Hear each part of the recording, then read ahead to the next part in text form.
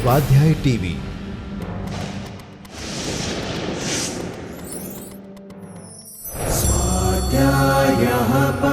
Doctor Baba Saheb Ambedkar open university.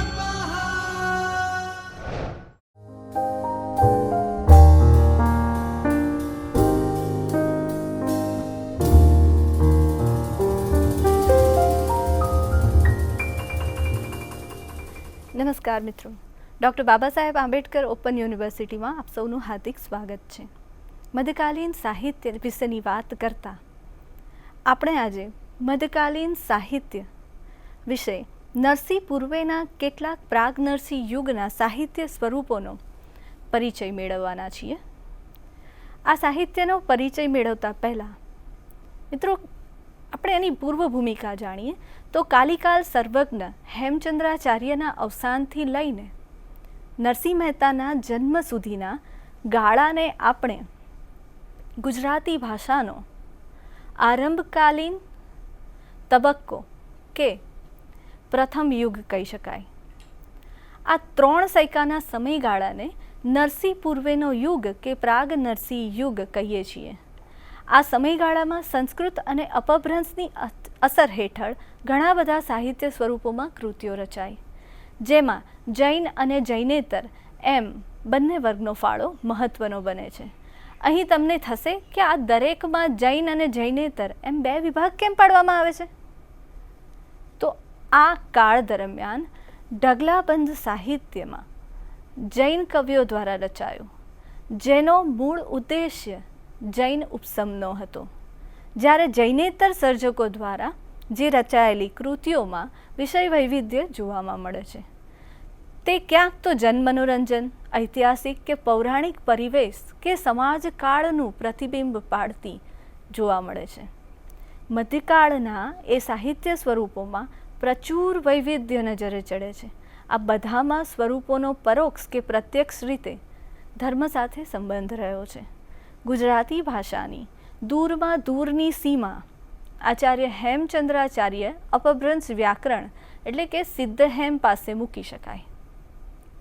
આ કૃતિના ભિન્ન ભિન્ન પ્રકારના એમાં મુક્તકો છે. એથી સાહિત્ય સ્વરૂપોની ચર્ચાના આરંભ દુહા મુક્તકથી થાય એ જ આપણા માટે યોગ્ય ગણાય. તો પહેલો આપણો મુદ્દો છે દુહા અને મુક્તક. એટલે કે મુક્તકને ડોલર રાય માંકડ લઘુ કાવ્યનો એક પ્રભેદ માને છે. આ કાવ્ય સ્વરૂપ મૂળ તો સંસ્કૃતમાંથી ઉતરી આવ્યું છે.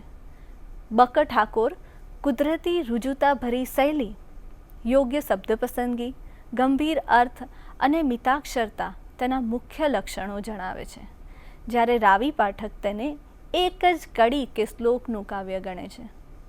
આમ ઉત્કટ ધ્વનિ, સંક્ષેપમાં વિશાળ સત્યનું દર્શન, ચમત્કૃતિ, નિરપેક્ષતા અને વિચારોની પ્રબળતા, 2 પંક્તિ કે 4 ચરણ એ સામાન્યતઃ મુક્તકના લક્ષણો.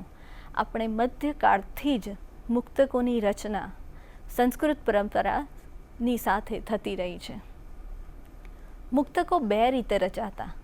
એક પ્રકારના મુક્તકો એ સુભાષિતો તરીકે રચાતા, તો બીજા પ્રબંધો, રાસાઓ તથા કથાઓમાં મૂકવા માટે રચાતા.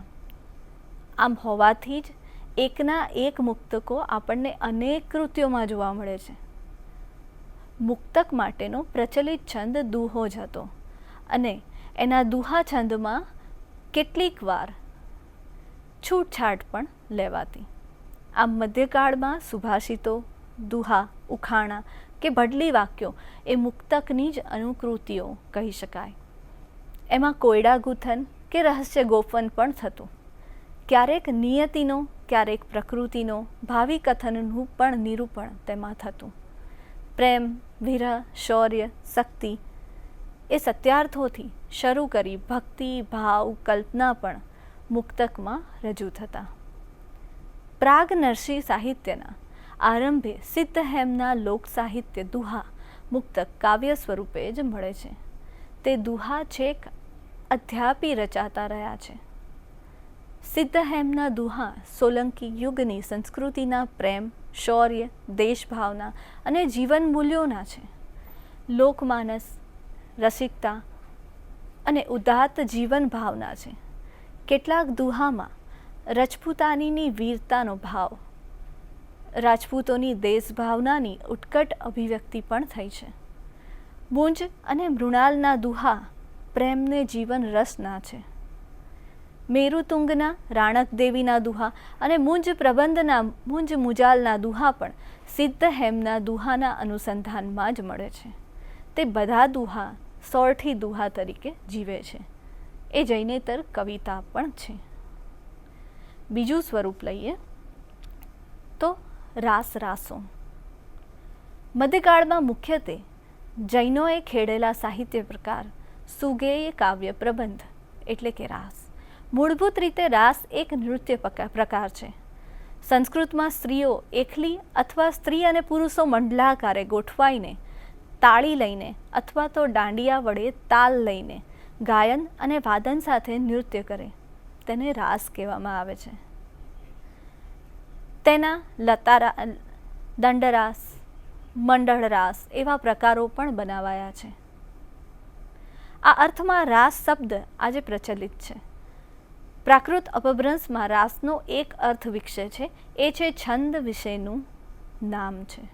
આજે આપણે રાસને તો દાંડિયા રાસના સંદર્ભમાં જ ઓળખીએ છીએ, પણ પ્રાકૃતમાં એને છંદ વિશેષનું પણ નામ મળ્યું છે. તેમજ એક છંદ જાતિને પણ દર્શાવે છે. મિશ્ર છંદના એકમને પણ રાસ કહેવામાં આવે છે. મિત્રો, રાસક નામે ઓળખાતા છંદો ગેય છંદ હતા અને નૃત્યક્ષમ પણ હતા. આવા છંદોથી રચાયેલી કૃતિ રાસ તરીકે ઓળખાવાની પરંપરા અપભ્રંશમાં ઊભી થઈ, જે ગુજરાતમાં પણ ઉતરી આવી. રાસને નામે ઓળખાતી કૃતિઓ નાની હતી, એમાં વિષયનું કોઈ બંધન ન હતું, પણ પછીથી ધીમે ધીમે રાસ કથનાત્મક સાહિત્યનો પ્રકાર બનતો જાય છે. એમાં પૌરાણિક, ઐતિહાસિક, લૌકિક અને ધર્મબોધની કથાઓ પણ આલેખાય છે. સમય જતાં આ રાસમાં જેનું ગાન થાય છે એ રચનાઓ તે રાસને બદલે ધર્મ પુરુષો અને આદર્શ શ્રાવકોના ચરિત્રો માટે અને પાછળથી વાર્તા, તીર્થકથાઓ, સ્તવનો અને સીધા ઉપદેશ માટે પણ પ્રયોજાતા ગુજરાતને સારું એવું જૈન રાસ સાહિત્ય મધ્યકાળમાં મળ્યું.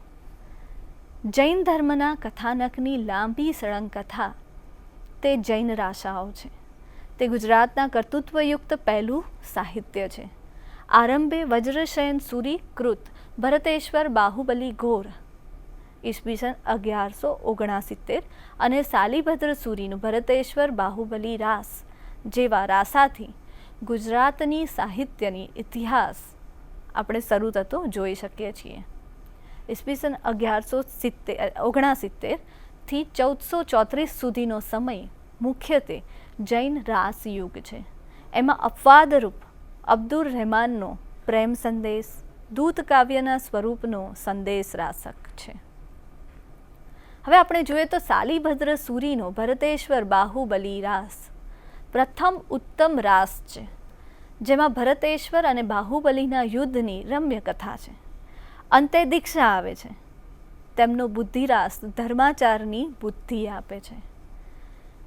જૈન ધર્મના સ્વામીઓના ચરિતોના રાસાઓમાં ધર્મસૂરીકૃત જંબુ સ્વામી રાસ, દોહલકૃત ગજ સુકુમાર રાસ, સુમતિ ગણી રચિત નેમિનાથ રાસ, સંગ્રામસિંહકૃત સાલીભદ્ર ચરિત્ર, વિનય પ્રભકૃત ગૌતમ સ્વામીનો રાસ ઉલ્લેખનીય કૃતિઓ છે. જૈન ધર્મ પાળનાર ભક્તિ ચરિત્રોના રાસમાં ચંદન બાલા રાસ, સમરા રાસુ, પેથડ રાસ, મંગલ કલશ ચરિત, કમલા રાસ નોંધપાત્ર છે. જૈન ધર્મ તીર્થોના રાસાઓમાં પાલ્હણકૃત આબુરાસ, વિજયસંત સૂરીકૃત રેવંતગીરી રાસુ, અજ્ઞાત કવિકૃત સપ્તક્ષેત્રી રાસુ, પ્રજ્ઞાતિલક સૂરીકૃત કછુલી રાસ ગણના પ્રાત્ર કૃતિઓ છે. આ જૈન રાસાઓ વચ્ચે અબ્દુલ રહેમાનના સંદેશ રાસકની જેમ જ બીજી એક અપવાદરૂપ કહી શકાય એવી કૃતિ છે તો ચંદ બરદાઈનો પ્રાથિરાજ રાસો એટલે કે પૃથ્વીરાજ રાસ. જૈનેતર ને અધાર્મિક કૃતિઓ જૈનેતરો દ્વારા જ રચાય છે. એ ઐતિહાસિક કથા એમાં આવે છે. વળી શાલિભદ્ર સૂરીકૃત પંચ પાંડવ રાસ મહાભારતના કથાનો રાસ છે. એ દ્રષ્ટિએ પણ એ કૃતિ ખૂબ જ વિશિષ્ટ છે. આ રીતે જૈન કવિઓ જ્યારે રાસ રચે ત્યારે એની અંદર ધર્મ, ઉપસમ, વૈરાગ્યનો ભાવ હોય. જ્યારે જે અપવાદરૂપ જૂજ રાસ જૈનેતરોએ રચ્યા છે એમાં ઐતિહાસિક ભૂમિકાનું મહત્ત્વ ખૂબ વધી જાય છે. અને પછીનું આપણે સ્વરૂપ લઈએ તો એ ફાગુ એટલે કે ફગ્ગુ, ફાગ. સંસ્કૃત પ્રાકૃતથી માંડીને અપભ્રંશ સુધીમાં ફાગુ સ્વરૂપની રચનાઓ મળતી નથી. મધ્યકાળનું એક આ ખૂબ જ સરસ અને ખૂબ જ મનગમતું કહી શકાય એવું આ સ્વરૂપ છે ફગ્ગુ, ફાગ. એ શબ્દ દ્રશ્ય મૂળનો છે. પ્રાચીન સમયથી ગુજરાતમાં આ શબ્દ આ રીતે જ દ્રશ્ય મૂળમાં ફાગુ, ફગ્ગુ, ફાગ એવા નામથી પ્રચલિત છે. મધ્યકાલીન ગુજરાતી ફાગુઓની બે ધારાઓ જોવા મળે છે, એક જૈન અને બીજી જૈનેતર. બંને ધારાના ફાગુઓમાં કેટલાક લક્ષણો સમાન છે, જ્યારે કેટલીક બાબતોમાં એ જુદા પણ છે. ફાગુના સ્વરૂપમાં વસંત વૈભવ અને શૃંગાર રસનું ઉત્કટ આલેખન મૂળભૂત બાબત છે, જે બંને ધારાની રચનાઓમાં તો મળે જ છે. આ પ્રકારના કાવ્યોમાં વસંતના વર્ણનો, વસંતની માનવ મન પર થતી માદક અસરનું ચિત્રણ, હોળી ખેલવાની તથા શૃંગાર ક્રીડાની વાતો આવે છે. આ પ્રકારના કાવ્યોમાં પ્રથમ વસંતનું વર્ણન આવે અને પછી પ્રકૃતિના માદીલા વાતાવરણને માનવ પર કેવો નશો ચડે છે તે દર્શાવતું. આ પછી વિરહી સ્ત્રીને પ્રકૃતિ કેવી રીતે દુઃખી કરે છે તે દર્શાવવામાં આવે. પ્રિયતમના આગમનના એંધાણ આપી પાછી પ્રિયતમનું મિલન અને વિપ્રલંબમાંથી સંભોગ શૃંગાર સુધીનું નિરૂપણ એ જાતનો ક્રમ આ ફાગુઓમાં હોય છે. જૈન ફાગુઓમાં નેમિનાથ અને રાજીમતીની કથા આવે, જ્યારે જૈનેતર કૃતિઓમાં રાધાકૃષ્ણ આવે. વસંત વિલાસ જેવા ફાગુ કાવ્યમાં આવા કોઈ પૌરાણિક પાત્રોનો આધાર લીધા વિના જ સામાન્ય સ્ત્રીના વિપ્રલંબ અને સંભોગ શૃંગારના ચિત્રો આલેખાયા છે. જૈન કવિઓએ ફાગુ સાહિત્ય વિપુલ પ્રમાણમાં ખેડ્યું છે. મુખ્યત્વે શૃંગારલક્ષી એવા આ મનોહર કાવ્ય સ્વરૂપને એમણે વૈરાગ્ય અને ઉપશમના નિરૂપણ માટે પ્રયોજાયું હોય એમ ફાગુઓમાં વસંત વર્ણન કે નારી સૌંદર્યનું વર્ણન ગૌણ અને ક્યારેક અછડતું જ જોવા મળે છે. બીજી બાજુ કથાનકમાં એવા તીર્થંકર છે, સુરીશ્વરની તપશ્ચર્યાનું, કામ વિજયનું નિરૂપણ એ જ એનું મુખ્ય લક્ષ્ય એ જૈનોનું છે. જૈન સાહિત્યમાં આ એનું મુખ્ય લક્ષ્ય જોવા મળે છે. ફાગુ સાહિત્યમાં જૂનામાં જૂનો પ્રાપ્ત થતો જૈન ફાગુ હોય, એનો નમૂનો હોય તો જીન ચંદ્ર સૂરી ફાગુ. આ પછીની રચના જીન પદ્મસૂરી રચિત સિરીથુલીભદ્ર ફાગ છે. જૈનેતર બ્રાહ્મણ ફાગુઓમાં વસંત વર્ણન અને શૃંગાર રસની નિષ્પત્તિ એ એનું મુખ્ય લક્ષ્ય છે. આ રીતે જૈનેતર ફાગુ શુદ્ધ હેતુથી રચાયા છે. એમાં કોઈ ઇતર હેતુ, જેવી રીતે જૈનોમાં આપણે જોઈએ છે કે ઉપસમનો એક ઇતર હેતુ હોય, ધર્મનો પ્રચાર પ્રસાર એમાં હોય સમાયેલો, પણ જે જૈનેતર ફાગુ છે એમાં આવો કોઈ ભાવ ભળેલો હોતો નથી. એ તેની ઉલ્લેખનીય બાબત છે. અજ્ઞાત કવિકૃત વસંત વિલાસ, રાજશેખર સૂરીકૃત નેમિનાથ ફાગુ અને જીન પદ્મસૂરીકૃત સ્થુલીભદ્ર ફાગુ એ ત્રણેય ઉત્તમ ફાગુઓ પ્રાપ્ત આપણને આ કાળ દરમિયાન થયા છે. તે દર્શાવે છે કે ફાગુમાં વસંત અને મદનનો વિલાસ ગવાય છે. જૈન ફાગુઓ રાજીમતી અને નેમિનાથના પ્રેમ વીરની કથાને વસંતની પ્રકૃતિની પૃષ્ઠભૂમિમાં તેઓ રજૂ કરે છે. સિરીથુલીભદ્ર ફાગમાં આ કવિએ વસંત ઋતુની જગ્યાએ વર્ષા ઋતુનો સમય રાખ્યો છે, કારણ કે આ ફાગમાં સ્થુલીભદ્ર ગણિકા કોસાને ત્યાં વર્ષામાં ચતુર્માસ ગાળવા રહે છે ત્યારે મળે છે. એ આખો પ્રસંગ જે છે એને અનુરૂપ જ આ ફાગુમાં વસંત ઋતુની જગ્યાએ વર્ષા ઋતુને લેવામાં આવી છે. આ સમયગાળાનું એક સર્વશ્રેષ્ઠ ને ઉત્કૃષ્ટ નમૂનારૂપ અપ્રતિમ કોઈ ફાગુ કહી શકાય તો એ વસંત વિલાસ છે. તો વસંત વિલાસમાં પ્રણય અને વસંતનો કાવ્ય અને વર્ણન વિલાસ જોવા મળે છે. સ્થૂલીભદ્ર ફાગુમાં વર્ષાનું અને કોસાનું સૌંદર્ય મનોહર છે. નેમિનાથ ફાગુમાં કથાની સરસતા સાથે રાજીમતીનું સૌંદર્ય આકર્ષક છે. અન્ય ફાગુમાં જયસિંહ સૂરીકૃત નેમિનાથ ફાગુ, માણિક્યચંદ્ર સૂરીકૃત નેમિનાથ ચરિત ફાગ, અજ્ઞાત કવિકૃત જંબુક સ્વામી ફાગ નોંધપાત્ર છે. કીર્તિમેરુકૃત નારાયણ ફાગુ શ્રી કૃષ્ણના વસંત વિહારનો આ આખો ફાગ છે. આ રીતે ફાગુ સાહિત્ય ખૂબ જ મોટા પ્રમાણમાં જૈન અને જૈનેતરમાં સૌંદર્ય વર્ણનથી લઈ અને જૈન કાવ્યોમાં, જૈન ફાગ કાવ્યોમાં ઉપસમ સુધી એક વિશિષ્ટ આખી એક હારમાળા ફાગુની આ સમય દરમિયાન તૈયાર થાય છે. આ પછીનું સ્વરૂપ આપણે જોઈએ તો એ બારમાસી, બારમાસી, બારમાસા. બારમાસી એ 12 માસના પ્રકૃતિ વર્ણન સાથે નાયિકાનું વિરહ વર્ણન કરતું કાવ્ય સ્વરૂપ છે. આ ઋતુ કાવ્યોમાં 12 માસનું એટલે કે બધી ઋતુનું વર્ણન આવે. પ્રત્યેક માસે પરિવર્તન પામતી પ્રકૃતિનું તથા માનવ અને પ્રકૃતિનો અન્યોન્યાશ્રય સંબંધે સંયોગ અને વિયોગમાં આ પરિવર્તનનો શો પ્રભાવ પડે એનું ઔચિત્યપૂર્ણ તથા લાઘવયુક્ત સચોટ અને વિશિષ્ટ વર્ણન વિવિધ દેશીઓ અને સુંદર છંદનો, સુગેય છંદનો વિનિયોગ કરીને કરવામાં આવે છે.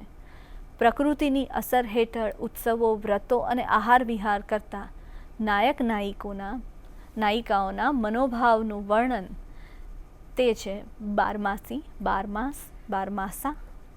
મુખ્ય કથા વસ્તુ હોય છે. આમાં વિરહણી નાયિકાનું વિરહ વર્ણન હોવાથી તે વિરહ કાવ્ય તરીકે પણ ઓળખાય છે. અહીં ઋતુઓની રમ્યતા ઠેર ઠેર નિરૂપાયેલી દેખાય છે, પરંતુ પ્રલંબ શૃંગાર મુખ્ય હોવાથી ચોમાસું અગ્રસ્થાને આવે છે. આ સાથે આ કાવ્યોમાં તત્કાલીન સંસ્કૃતિનું દર્શન હોય છે. વિનયચંદ્ર સૂરીકૃત નેમિનાથ ચતુષ્પદિકામાં ચોપાઈ છંદમાં નેમિનાથના વિરહમાં ઝૂરતી રાજીમતીની મનસ્થિતિનું વર્ણન માસવાર કર્યું છે, એટલે કે મહિનાવાર કર્યું છે.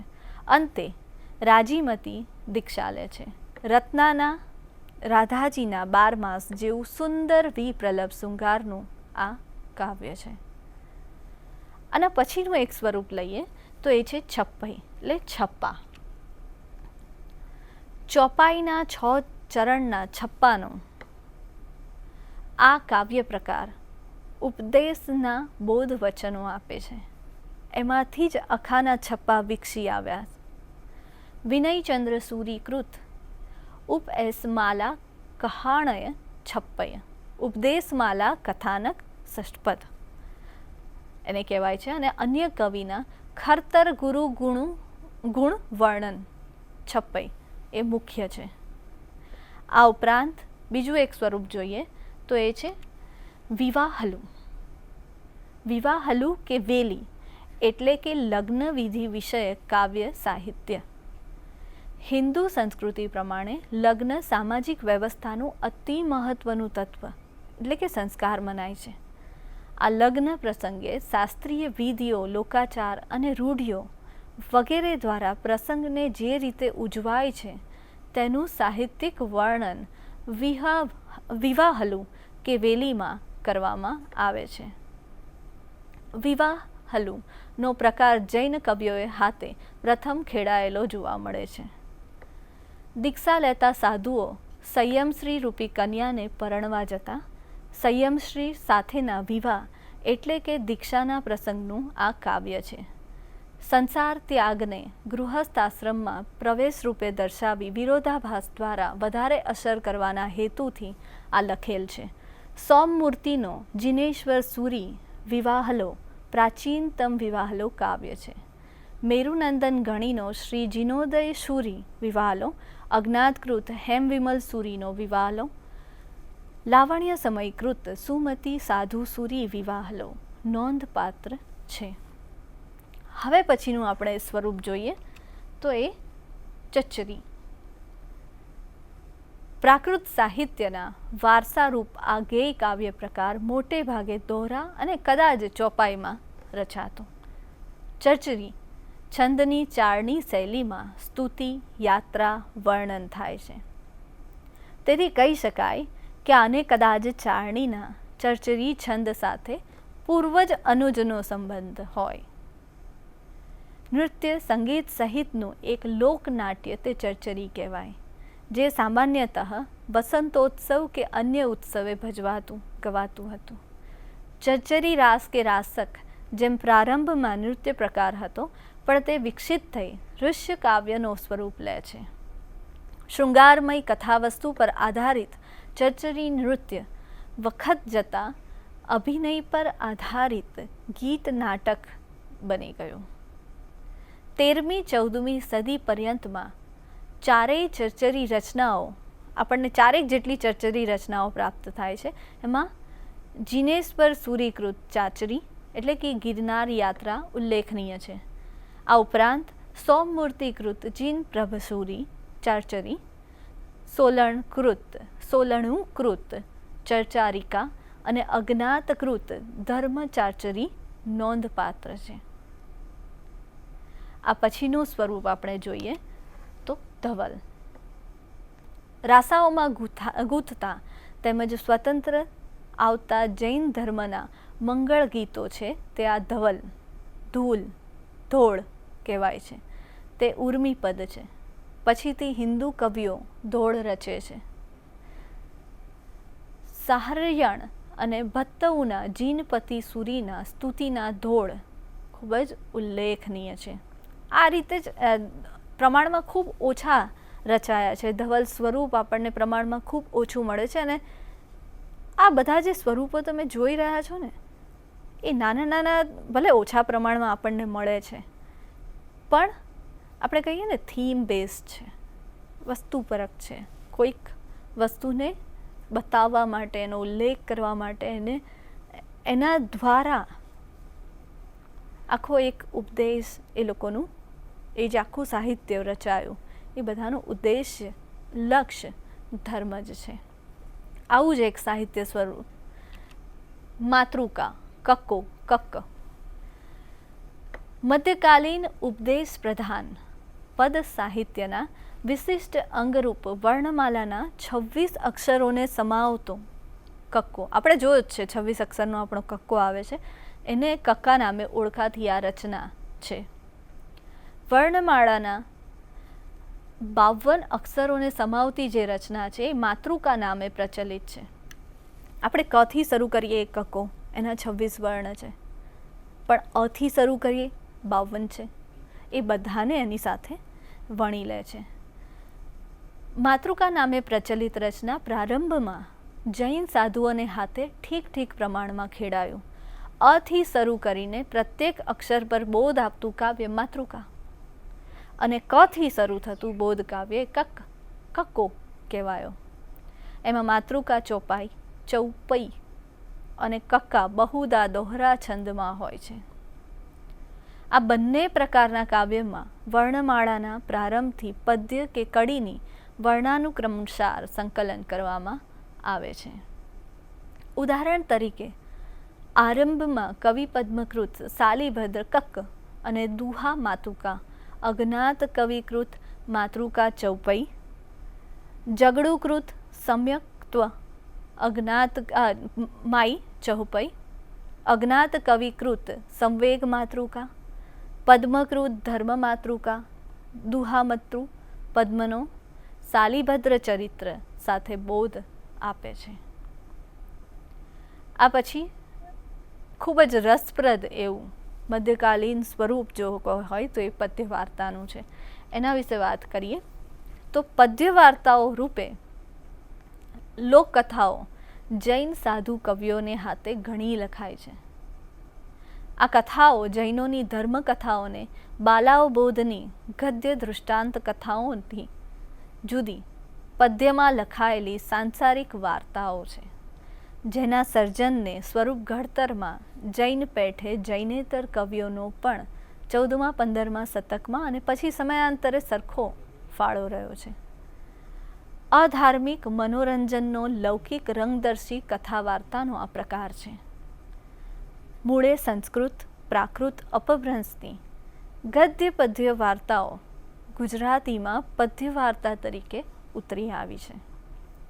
તે પણ નરસિંહ પૂર્વેના આ યુગમાં આપણને જોવા મળે છે. પછી તો સામળ આવે જ છે. આપણને ખબર છે કે નરસિંહ પછી તો સામળ ઘણી વાર્તાઓ લખી છે, પણ એની શરૂઆત જે છે એ આ કાળ દરમિયાન થઈ છે. પહેલો વાર્તાકાર જૈન કવિ વિજયભદ્ર, એણે લખી છે હંસરાજ વત્સરાજ ચૌપઈ. હંસાવલીની જાણીતી વાર્તામાં હંસાવલીના 2 રાજકુમાર હંસરાજ અને વત્સરાજની વાર્તા અહીંયા કહેવાય છે. એ પછી અસાહિતની સુવિખ્યાત હંસાવલી મળે છે. આ ઉપરાંત જીનોદય સૂરીકૃત ત્રિવિક્રમ રાસ વિક્રમની વાર્તાઓ, સર્વાનંદ સૂરીકૃત મંગલ કલશ ચૌપઈ મંગળ કળશ વાર્તા,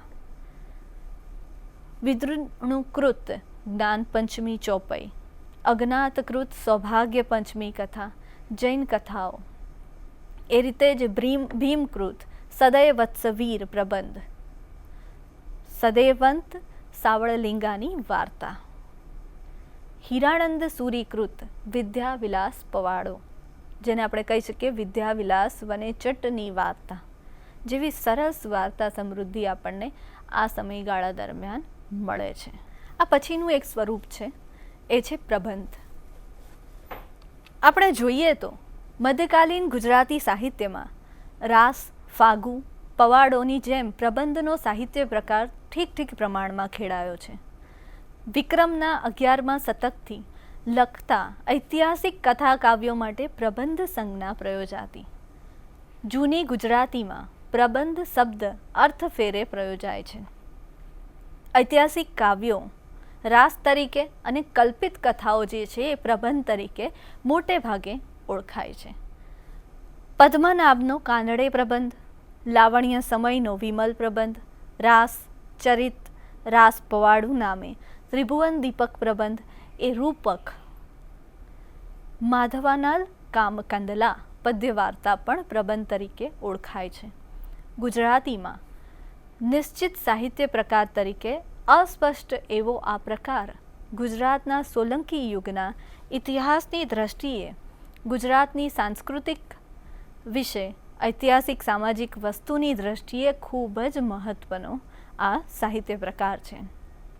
જૈન સર્જકોએ વિશેષતઃ ખેડેલા આ પ્રકારની ઐતિહાસિક રચનાઓનો ઉદ્દેશ્ય ઉપસમનો, જૈન ધર્મની મહત્તા બતાવવાનો, સાધુઓનો વ્યાખ્યાન માટેની સામગ્રી પૂરી પાડવાનો અને જ્યાં પ્રબંધનું વસ્તુ કેવળ દુન્વયી હોય ત્યાં લોકોને નિર્દોષ આનંદ પૂરો પાડવાનો રહેતો.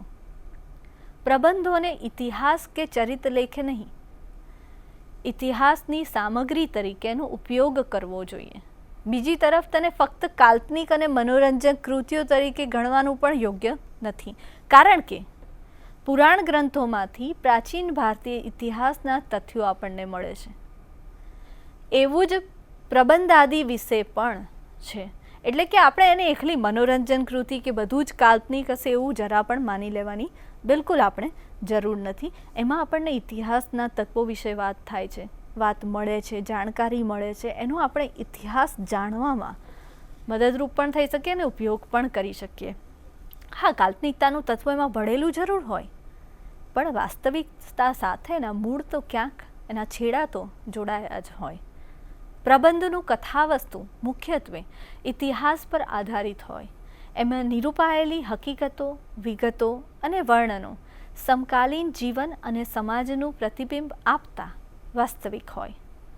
નાયક કે નાયકો, નાયિકાઓ ઐતિહાસિક મહત્વ ધરાવતા હોય. ધર્મવીરતા અને શૌર્યનું દર્શન હોય.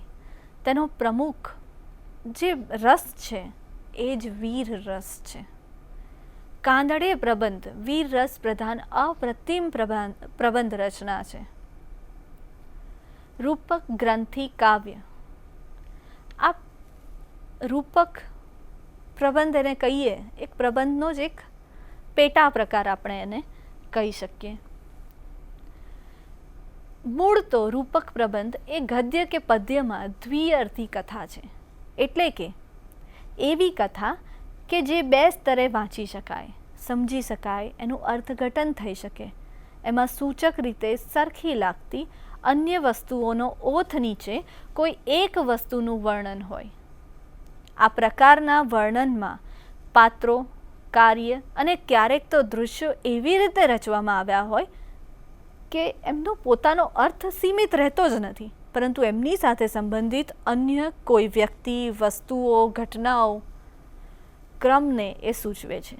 ટૂંકમાં પાત્રો, કાર્ય અને દૃશ્યો વ્યવસ્થિત રીતે પ્રતિકાત્મક હોય છે. ધર્મને સમજવા માટેની રૂપાત્મક કૃતિઓમાં 3 કૃતિઓ એકદમ નોંધપાત્ર છે. એમાં જીન પ્રભાચાર્ય કૃત ભવ્ય ચરિત, જીન પ્રભો મોહરાજ વિજ અને જયશેખર સૂરીકૃત ત્રિભુવન દીપક પ્રબંધ. છેલ્લી કૃતિ એ ઉત્તમ રૂપક કથા છે. ત્રણેયમાં જૈન ધર્મના ગુણોની, સેના અને અવગુણોની સેનાના યુદ્ધને અંતે ગુણોનો વિજય અને પરમહંસ પ્રકાશની વાત આવે છે. મોહનો વિનાશ એમણે વર્ણવ્યો છે અને પરમાનંદનો માર્ગ દર્શાવ્યો છે. પ્રાચીન તેમજ મધ્યકાલીન ગુજરાતી સાહિત્યનું મુખ્ય વાહન પદ્ય હતું. આપણે જોયું કે આ બધું જેટલા તમે સાહિત્ય સ્વરૂપ જોયા એ બધા સાહિત્ય સ્વરૂપો ક્યાંક ને ક્યાંક પદ્ય સાથે જોડાયેલા છે. ભક્તિ અને ધર્મ ઉદ્દેશ તેના મુખ્ય કવન વિષય હતા. આમ છતાં રૂઢ પ્રણાલિકાનો ત્યાગ કરી અને અસાહિત, પદ્મનાભ, અખો અને સામળ જેવા કવિઓએ સાંસારિક વિષયોને પણ છેડ્યા છે. તેમ કેટલાક એ જ રીતે કેટલાક નરસિંહ પૂર્વે એટલે પ્રાગ નરસિંહ યુગના જૈન સાધુઓએ પણ ગદ્યનું ખેડાણ કર્યું છે. જૂના જમાનામાં ગદ્ય થોડું ઘણું વ્યાકરણ, ભાષ્ય અને ધર્મકથા પૂરતું મર્યાદિત હતું. સંસ્કૃત, પ્રાકૃતમાં ભાષ્ય અને કથા સાહિત્ય વિપુલ પ્રમાણમાં છે. શાંકર ભાષ્ય જેવા ભાષ્યો અને કાદંબરી જેવી લાંબી ગદ્ય કથાઓને બાદ કરીએ તો સંસ્કૃત ગદ્યને સમૃદ્ધ કરવામાં સૌથી મોટો ફાળો વ્રત કથાઓને, દ્રષ્ટાંત કથાઓ અને ઉપદેશ કથાઓનો છે. આપણે આટલા જેટલા પણ સાહિત્ય સ્વરૂપ અગાઉ જોયા એ બધા પદ્યમાં રચાયેલા. આપણે હમણાં જ વાત કરી કે બહુ ઓછા સાહિત્ય સ્વરૂપો એવા છે કે જે આપણે ગદ્યમાં જોઈ શકીએ છીએ અને ગદ્યનું પ્રમાણ પણ એ સમયમાં ખૂબ ઓછું હતું. આનો મૂળ ઉદ્દેશ્ય આપણે આગળ મૂળ ઉદ્દેશ્યની પણ વાત કરી કે મધ્યકાલીન સાહિત્ય પદ્યમાં કેમ રચાયો, તો એની પણ થોડી વાત કરીએ તો મધ્યકાલીન જે સાહિત્ય છે ત્યારે આપણે અત્યારે જેવી રીતે ટીવી, રેડિયો પર રેકોર્ડ કરી શકીએ અને ફરીથી જ્યારે મન ફાવે ત્યારે વાંચી શકીએ, યુટ્યુબ પર વિડીયો ફરીથી ડાઉનલોડ કરીને જોઈ શકીએ, એવી જે સુવિધા હતી એ જમાનામાં તો બિલકુલ નહોતી. અને એ જે સુવિધા ન હોવાને કારણે જે પણ સાહિત્ય રચાતું એ એવું સાહિત્ય હોવું જોઈએ કે જલ્દીથી, આસાનીથી એક તો ગળે ઉતરે, બીજું કંઠસ્થ થાય. અને જે કંઠસ્થ પરંપરા છે, હવે આપણે કંઠસ્થ ક્યારે કરી જઈએ? આપણે આખી વાર્તાને શબ્દે શબ્દ રૂપે કંઠસ્થ કરી શકીએ? તો ઘણીવાર આપણને એ અશક્ય લાગે. પણ જ્યારે આપણી સામે કોઈ કવિતા આવે અને એને આપણે કંઠસ્થ કરવા ધારીએ, વારંવાર વાંચીએ, વારંવાર એનું પઠન કરીએ, તો એ આખી કવિતા એના લય સાથે આપણને મોઢે થઈ જાય, કંઠસ્થ થઈ જાય. ને સૌથી મોટી વાત એ કે આ જે પણ કવિતાઓ, જે પદ્યમાં જે પણ કૃતિઓ રચાતી સર્જકો દ્વારા, જે પણ સ્વરૂપની, એ બધી કૃતિઓમાં કોઈને કોઈ છંદ સમાયેલો હોય અને છંદથી એ લયબદ્ધ રીતે એને યાદ રાખવી ખૂબ જ સરળ બનતી. હવે આપણે એક સાહિત્ય સ્વરૂપમાં છેલ્લું ગદ્ય સાહિત્ય વિશેની થોડી વાત કરીએ. તો આપણે જોઈએ તો મિત્રો નરસિંહ પૂર્વે ગદ્યમાં સંખ્યાબંધ બાલાવબોધો, પૃથ્વીચંદ્ર ચરિત જેવી ગદ્યકથા, સભા શૃંગાર જેવા વર્ણક સંગ્રહ, કાલાચાર્ય કથા જેવી કથા, કાદંબરી કથાનક જેવા કથાસાર, તત્વચર્ચાના ગદ્ય લખાણ, વ્યાકરણો, ઓક્તિકો વગેરે આપણને મળે છે. બાલાવબોધો એટલે બાળક જેવા સામાન્ય ભાવકો માટે સંસ્કૃત ગ્રંથના સરળ ગુજરાતી ગદ્ય અવતાર. એમાં જૈન ગ્રંથો તેમજ ગીતા, ગીત ગોવિંદ જેવા વૈષ્ણવ ગ્રંથો, સિંહાસન બત્રીસીને, પંચતંત્ર જેવી વાર્તાઓના ગદ્ય અવતાર આપણને મળે છે. એમાં સડાવશ્યક બાલાવબોધ, તરુણપ્રભ શૂરીકૃત મળે છે, જ્યારે ગણિત સાર એ નોંધપાત્ર રચના છે. વર્ણક એટલે ગદ્યના વર્ણવિલાસનું સ્વરૂપ. તે લયબદ્ધ પ્રાસયુક્ત ગદ્ય બોલી હોય છે. એવા વર્ણકોમાં પૃથ્વીચંદ્ર ચરિત ગદ્યકથા શ્રેષ્ઠ છે. કથા જૈન છે.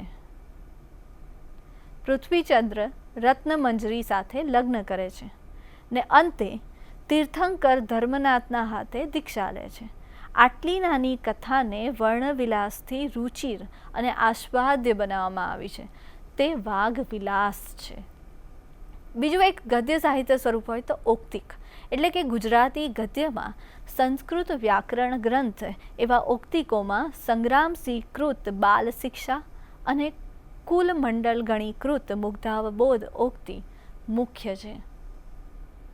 આમ આપણે જોઈએ તો મધ્યકાલીન સાહિત્યમાં કથ્ય અને શ્રાવ્ય એવા સાહિત્ય પ્રકારો, સ્વરૂપોનો આપણે આ પરિચય મેળવ્યો. આપણે આ પરિચય ખૂબ ટૂંકમાં મેળવ્યો છે. આપણે મધ્યકાલીન સાહિત્ય સ્વરૂપની જે આ વ્યાખ્યાનમાળા થઈ રહી છે એના સંદર્ભે જેટલા પણ નાના મોટા સ્વરૂપો, નાના મોટા એટલે કે જેમાં વધારે રચના રચાય છે, જેમાં થોડીક જ રચનાઓ મળે છે, એવા બધા સ્વરૂપોનો એક આછો પાતળો પરિચય આપણે અહીં આ લઈ રહ્યા છીએ. આ સાહિત્ય સ્વરૂપોમાં જૂજ એવા સ્વરૂપો જ આવે જે સર્જનમાં અત્યારે આપણે હાલમાં જોઈએ તો પ્રયોજાય છે. આ જેટલા સાહિત્ય સ્વરૂપો આપણે જોયા, તમને ખ્યાલ હશે કે મધ્યકાલીન યુગમાં પણ નરસિંહ પછી પણ આ સાહિત્ય સ્વરૂપો બહુ જૂજ જોવા મળે છે અને આધુનિક યુગમાં તો નહિવત જોવા મળે છે. આ સાહિત્ય સ્વરૂપોનો પરિચય એ જે પ્રાગ નરસિંહ યુગની, નરસિંહ પૂર્વેની જે કૃતિઓ છે એના અભ્યાસથી જ આપણે કરી શકીએ.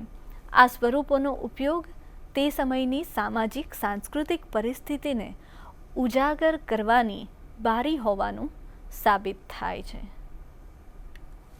નમસ્કાર.